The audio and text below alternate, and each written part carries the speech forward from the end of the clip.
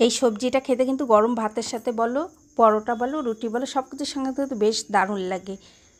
Welcome to সুনন্দার হেসেল। আশা করছি আজকে রেসিপিটি তোমাদের সকলের ভালো লাগবে, আর এই গরমের মধ্যে একদম পারফেক্ট একটা রেসিপি যা তোমরা খুব সহজেই বানিয়ে নিতে পারবে। চলো তাহলে দেখিনি। এখানে চিংড়ি মাছ রয়েছে ঝিঙ্গে, বেগুন, পটল, মিষ্টি কুমড়ো, আলু, আর রয়েছে কাঁঠালের বীজ। এখানে কচু দিলে আরও বেশ ভালো লাগতো, বাট আমার ঘরে কচু ছিল না। আরও অনেক কিছু সবজি তোমরা এখানে ব্যবহার করতে পারবে, যত সবজি দেবে তত খেতে কিন্তু সেই টেস্ট লাগে। তা চলো তাহলে দেখিনি কীভাবে রান্নাটি করছি। তো এখানে আগে একটু তেল ছিল, সেই তেলের মধ্যে আমি আরেকটু তেল দিয়ে দিলাম। তেলটা এখন ভালো করে গরম করে নিতে হবে। এখন এখানে রয়েছে পেঁয়াজ, কয়েকটি কাঁচা লঙ্কা, দুটো শুকনো লঙ্কা আর তেজপাতা। তা তেলটা বেশ গরম হয়ে গেছে। প্রথমে শুকনো লঙ্কা তেজপাতা দিয়ে দিচ্ছি। শুকনো লঙ্কাটা যত সুন্দর করে ভেজে নেবে না, তত সুন্দর একটা সবজি থেকে স্মেল আসবে। শুকনো লঙ্কা ভেজে নেওয়ার উপরে কিন্তু সবজির টেস্টটা আমার কাছে মনে হয় খুব ভালো আসে। যত শুকনো লঙ্কা একটু লাল লাল পোড়া পোড়া করে ভেজে নেবে, তত সুন্দর একটা স্মেল পাওয়া যাবে। এখানে পাঁচফোড়ন নিয়েছি আমি। তোমরা যদি পাঁচফোড়নের স্মেলটা পছন্দ না করো তাহলে কিন্তু তোমরা এখানে জিরেও ব্যবহার করতে পারো। তা পাঁচফোড়নটা একটু হাতের মধ্যে ক্রাশ করে দিচ্ছি। এতে ক্রাশ করে দিলে যে মৌরির যে একটা সুন্দর একটা ফ্লেভার, মেথি দারুণ পাওয়া যায় কিন্তু এভাবে ক্রাশ করে দিলে। তোমরা আজ চেষ্টা করো যে হাতের মধ্যে এভাবে ক্রাশ করে দিতে, দেখবে দারুণ একটা স্মেল বের হবে। তা পাঁচফোড়নটা একটু ভালো করে ভেজে নিতে হবে, যত সুন্দর ভেজে নেবে তত কিন্তু ভালো লাগবে। তো এখানে দুটো পেঁয়াজ আর গোটা কয়েকটি কাঁচা লঙ্কা দিয়ে দিলাম। এখন তেলের মধ্যে পেঁয়াজটাকে একটু লাল করে ভেজে নেব। ফেসবুক পেজ থেকে যারা দেখছো, এখনও যারা আমার পেজটিকে ফলো করেনি, প্লিজ পেজটিকে ফলো করে নিও। আর যারা অলরেডি পেজটিকে ফলো করছে তাদেরকে অসংখ্য অসংখ্য ধন্যবাদ। আর যারা ইউটিউব চ্যানেল থেকে দেখছো, এখনও যারা আমার চ্যানেলটিকে সাবস্ক্রাইব করে, প্লিজ চ্যানেলটিকে সাবস্ক্রাইব করে তোমাদের ফ্রেন্ডস আর ফ্যামিলির কাছে ইউটিউব চ্যানেলের লিঙ্কটি শেয়ার করে দিও।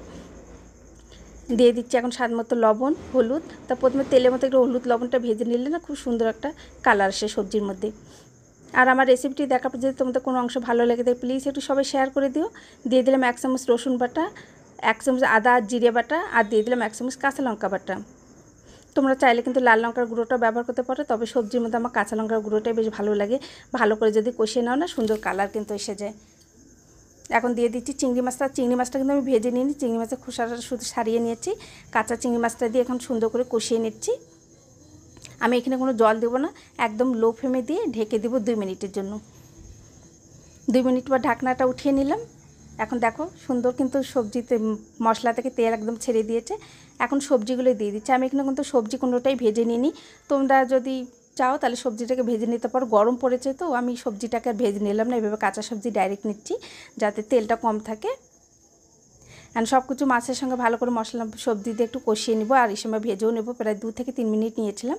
এখন দিয়ে দিলাম জল, আর অবশ্যই চেষ্টা করবো গরম জলটা দেওয়ার জন্য। গরম জল সবজিতে দিলে না খুব ভালো হয়, তাড়াতাড়ি সবজিটা সিদ্ধ হয়ে যায়, আর সবজির কালারটাও একদম না পারফেক্ট থাকে, দেখতেও বেশ ভালো লাগে।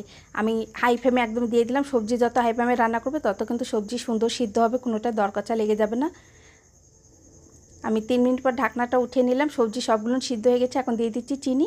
তোমরা যদি চিনি না খেতে চাও স্কিপ করতে পারো, তবে সবজিতে একটু চিনি দিলে বেশ ভালো লাগে, লবণের ব্যালেন্সটা ঠিক থাকে। ভেজে রাখা জিরে আর ধনে গুঁড়ো দিলাম, দিয়ে দিলাম সামান্য একটু গরম মশলা গুঁড়ো।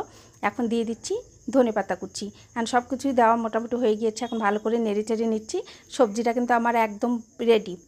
তোমাদের এই